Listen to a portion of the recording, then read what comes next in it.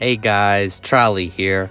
Today I'm going to be talking about whether you should play Warcraft Rumble or not. Now this is a brand new game by Blizzard, the company that made Hearthstone and World of Warcraft and the Warcraft games and StarCraft, a bunch of great games. Now this game has the story missions, it has PvP, it has dungeons, it has guilds, it has the shop with different daily offers and some freebies. It has different units and leaders and factions and levels. I'll get more into that later. And it also has quests, which you can do as a free-to-play character or free-to-play person, and you can level up your all of your characters that way through playing. And you can get tomes from completing daily wins. You can get 9 daily wins, and every third daily win gives you another prize. And there are arc light surges, which are these little events that happen on maps on the story mode, and if you complete them you'll get some rewards towards tomes for your guild. And for every 200 honor you get with the highest leader of that faction, you also get some rewards towards tomes based on the faction of that leader. And it's a great way to, additionally get some new troops or level your current ones up. Now, I think my short answer is definitely yes, you should play Warcraft Rumble. And I see a lot of comparisons to Hearthstone or Clash Royale. And I understand Hearthstone, it's the same company, and it is also cards, and they have health and damage, and it all makes sense. But I would say it is a lot more comparable to Clash Royale because there's the board with the moving pieces, and you drop them almost like cards, these little units, and use gold. And so I would say it's kind of like Blizzard's version of Clash Royale, and it is actually quite fun with all the different modes, and the PvP gets quite hard. I got to 1200 honor and have had difficulty going past that. And guys, also please check out my Discord. We have over 300 members. We have different games, different channels, different bots. We have an Among Us event happening soon, and there's a bunch of different stuff. You got to go check that out, link in description. But now when it comes to building a team, you need a good leader. Now there's leaders of different factions, which mostly matter for the rewards for tomes, like I mentioned earlier, but they each have their own unique ability. Some reduce the cost of certain things when they're on the field. Some reduce the defenses of other things. Some can get you additional gold or do these stunning attacks. There's all different sorts of different leader abilities. So picking a leader is important. And then with those leaders, you will see that there are certain slots that actually increase the level of the unit or spell that you're using, depending on maybe its faction or its type, whether it's flying or elemental or what have you. Now these special slots that give an additional level to a certain unit or spell can be upgraded through dungeons, and there's a different dungeon every week, and it changes for the faction of the leaders. So you can only do, Horde, for example, or what have you for that week, and then it'll change out. And if you complete the dungeon, you can choose either to upgrade one of your current slots so that it gives the unit or spell 2 additional levels, or you can get another slot giving another unit or spell an additional level. I know it sounds a little confusing, but you'll get it. So you can keep doing these dungeons to increase all of those level slots, which is super cool. Now for the individual units, much like, Hearthstone, Clash Royale, all these other card game types, or, Battlefield, whatever you want to call it, there's obviously the AoE units, so like area of effect, and then those are good against the squad units, which is like multiple units for one card or what have you. And then there's the single target, which deal higher damage to a single unit. And then there's the elemental damage, the physical damage, there's siege damage, extra damage towards tower, and there's some that only target towers, and there's flying, and there's stealth, and there's stuns, and then there's unbound, which is pretty cool. These units you can put anywhere on the field. You can't put them like directly on your enemy's base, but you can put them pretty dang close. And so I've definitely had sometimes where I put down a big unit costing 6 gold, and somebody puts 3 different unbound units right next to my base, and I lose pretty quick, and you're like, oh wow.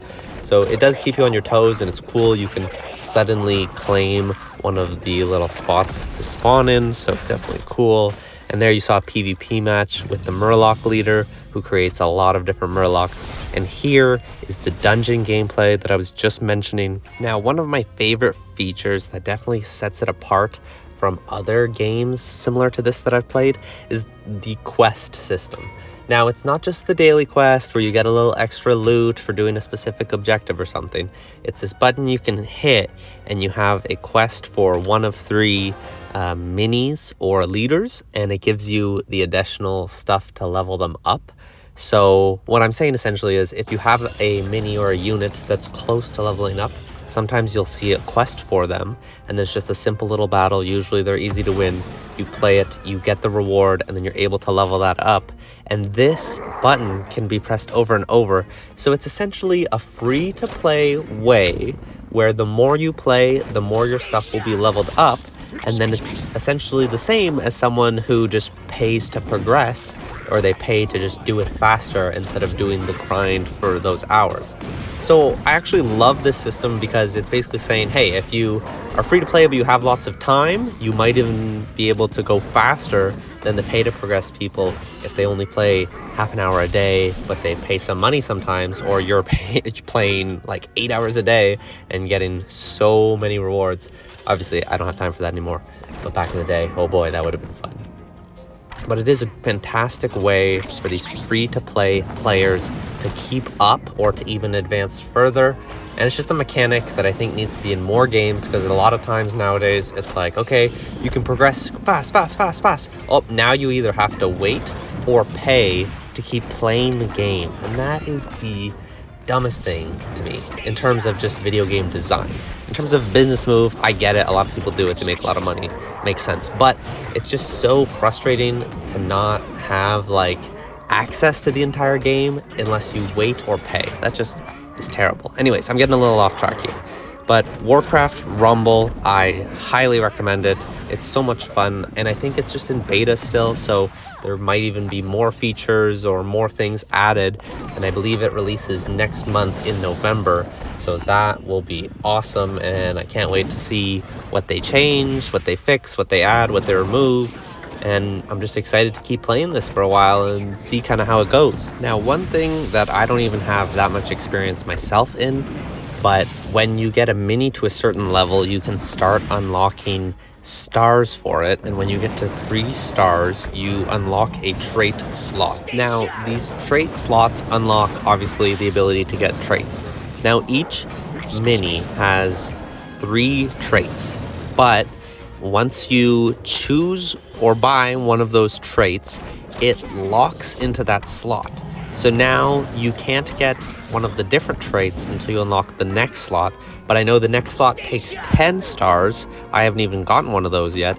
And I don't even know how many stars it would be for the third one, but it's got to be 20 or 30 or something. So it's definitely going to take a while or a lot of payment, but I'm definitely not doing that. And now the traits for each one vary for each mini, but some of them, you know, if it's a unit that has multiple within it, like a squad unit, it might add an additional unit, or it might give them lifesteal, or it might give them fury. So the more times they attack the same unit, their attack speed increases. It could be a bunch of different buffs like that. It could revive, it could heal, it could do extra damage, it could become area of effect instead of single target, it could focus on towers instead of minions. There's a ton of traits. I haven't even looked at them all. There's so many. There's 3 per character, and there's, I don't know, 50 or more characters in the game. There's quite a lot, so that's a lot of different traits.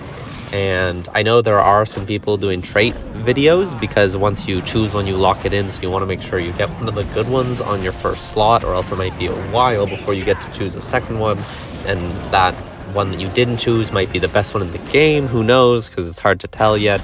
They're still balancing things and we're still learning. I honestly downloaded this game expecting to play it once or twice, maybe upload a YouTube short and then delete it, but it quickly worked its way into my daily rotation, and I'm finding myself not getting bored of it. Maybe taking a day off here or there, but it is so much fun, and I just can't wait to see what they do with it, honestly, because it's brand new. And anyways, I'm gonna keep playing this game, but I hope you guys like this video. Please check out my other videos. Please check out my Discord. Check out Cryptic's Discord. Thank you so much for watching. I really do appreciate you taking the time out of your day for this. I hope you stick around and sub, and I'll see you in the next video. Take care. Have a good day.